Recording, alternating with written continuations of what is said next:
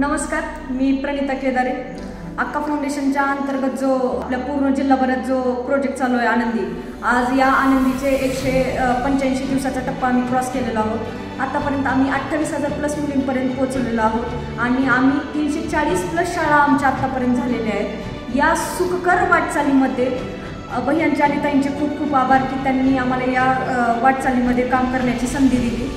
आणि ज्या दिवशी आनंदीचा भैयांनी अक्का फाउंडेशनच्या मार्फत जो संकल्पना ठेवली, ती संकल्पना ज्या दिवशी भैयांनी सांगितली त्या दिवशी ग्रामीण भागात आम्ही असल्यामुळं वाटायचं की या किचकट विषयावरती कसं बोलायचं, शाळेमध्ये मुलींपर्यंत जाऊन कसं रिॲक्ट करायचं, या सगळ्या गोष्टी मनाला घाबरवत होत्या आणि या टास्कवर आम्ही खरे उतरू का नाही याची पण खूप भीती होती।